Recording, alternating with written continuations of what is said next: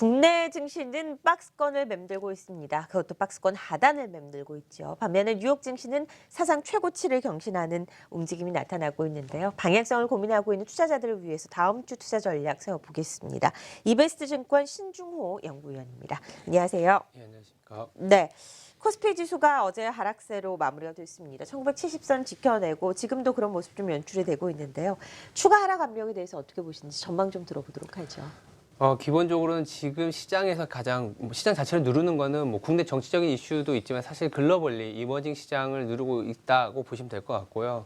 이 이머징 시장 약세가 나타나는 이유는 뭐 달러화가 굉장히 강하기 때문입니다. 실질적으로 이번 주에도 FOMC 의사록이 11월께 나왔는데 12월 인상 가능성을 좀 굉장히 강하게 제시하면서 시장에서는 100%까지 이제 확률로 그 금리 인상을 반영을 하고 있거든요. 그러다 보니까 달러화가 연중 최고치를 좀 기록하다 보니 미국 중심의 상승과 이머징의 어떤 약세, 거기다가 한국 시장도 조금 하락 변동성에 노출되어 있다라고 보시면 될 것 같고, 국내 증시는 또 좀 약간 그 차이점이 있는 게 대형주는 상대적으로 약보합권에 머물고 있는데 코스닥의 변동성이 상당히 심하게 나타나고 있습니다. 주간으로 4% 이상 변동성이 나타나고 있는 상황이다라고 봐주시면 될 것 같습니다. 네, 알겠습니다.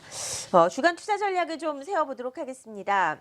1970선 지킨 코스피와 흔들리는 코스닥, 단기 저점은 어디라고 보시나요? 코스닥은 또 하락 반전했네요, 지금. 네, 맞습니다. 코스닥이 많이 하락을 했는데 코스피보다 여전히 좀 비싸다라는 게 문제라고 볼 수 있겠고요. 뭐 흔히 보는 이제 뭐 PER이나 PBR이나 이렇게 볼 수 있겠는데, 일단 자산 가치에 기반한 PBR을 보더라도 사실은 여전히 2배 가까이 이제 비싸게 거래되고 있습니다. 그만큼 이제 밸류에이션이 비싸다라는 거고요.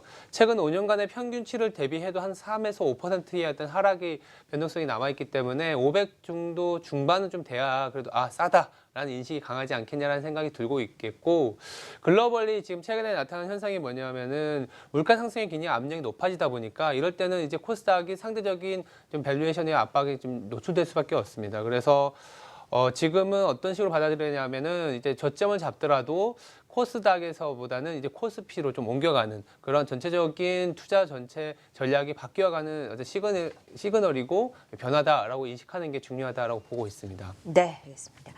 국내 증시에서는 특히 이 바이오주에 대한 네. 거품 논쟁이 끊이지 않고 있습니다. 최근에 하락폭이 좀 심하기도 했었는데 바이오 주식 전망 어떻게 하고 계신가요?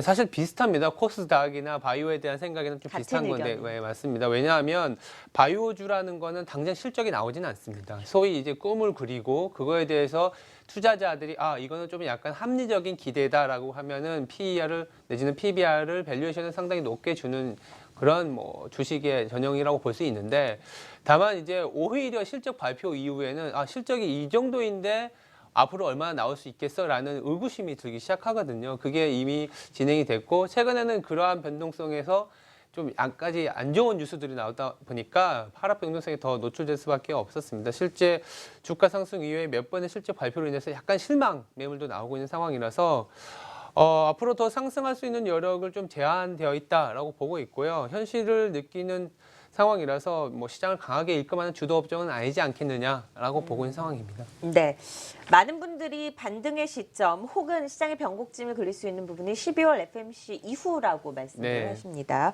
12월을 맞이하는 다음 주 우리가 주목해봐야 할 이슈 어떤 것들이 있을까요? 다음 주에는 크게 한 2가지 정도가 포인트가 될 것 같습니다. 주 중반에는 이제 오펙의 감산 결정이라는 이슈가 있고, 주 후반에는 이제 이태리의 어떤 선거가 있기 때문에 일단 이거를 좀 지켜보자라는 심리가 굉장히 강할 것 같습니다. 오펙 같은 경우에는 최근에 이라크가 감산한다, 안 한다라는 뉴스가 있긴 하지만 최근에 또 감산에 합의하겠다는 얘기가 있어서 유가가 좀 지지를 받고 있는데, 일단은 주 중반에 오펙이 감산에 진짜 합의할지를 좀 봐야 될 것 같고요.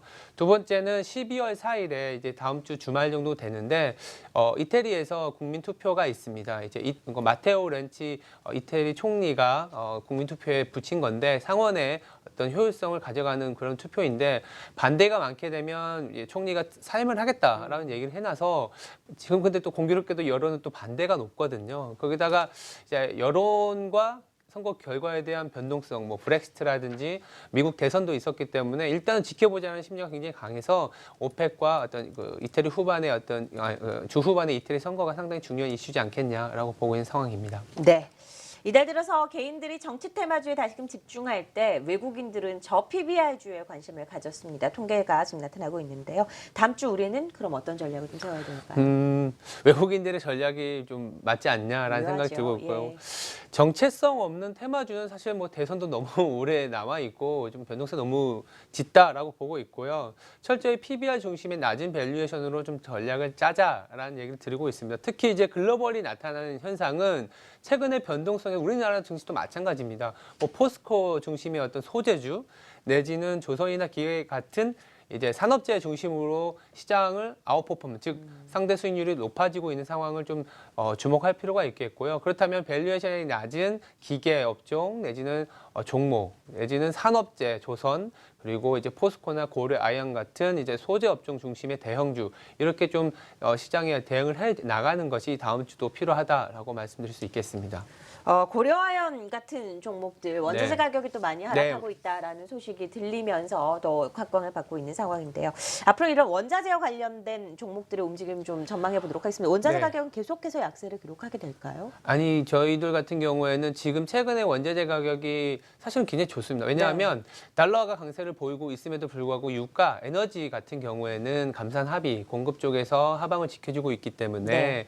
안정을 찾을 수 있다라고 보고 있고요. 단기로도 그렇고 장기로도 상당히 에너지 가격은 조금은 안정된 그러니까 뭐 계속 뭐 박스권 낮은 이제 범위의 어떤 가격을 유지시킬 수 있다라고 보고 있어서 정유주한테는 나쁘지 않은 뉴스라고 보고 있고요. 네. 거기다가 이제 뭐 미국의 트럼프 대통령도 그렇고 유럽의 융커플랜도 그렇고 우리나라도 그렇고 중국도 그렇고 글로벌리 공통점은 또 인프라라는 부분입니다. 그래서 인프라를 하게 되면 우리가 흔히 알고 있는 철광석이라든지 산업용 메탈, 구리, 뭐 아이언 이런 것이 상당히 필요하거든요. 그동안에는 중국 중심의 메탈 수요만 있었다면은 앞으로는 미국이 중국 다음에 단일 국가라는 이제 메탈 수요가 상당히 많습니다. 그래서 미국의 어떤 메탈 수요, 인도의 메탈 수요 때문에 산업용 구리, 뭐 산업용 금속은 상당히 내년에 좋은 모멘텀이기 때문에 지금부터는 빠질 때마다 사는 그렇다면은 이제 고려아연도 마찬가지고 뭐 풍산이라는 구리 업체도 있고요. 포스코는 대표적인 이제 소재 업종 대표주기 그렇죠. 때문에 이런 업종, 이런 종목 중심으로 2017년 그리고 다음 주까지도 준비할 필요가 있다라고 보시면 될 것 같습니다. 알겠습니다. 시장에 대한 투자 전략, 특히 다음 주 전략에 대해서 자세하게 들어봤습니다. 이베스트 투자증권 신중호 연구위원이었습니다. 고맙습니다. 네, 감사합니다.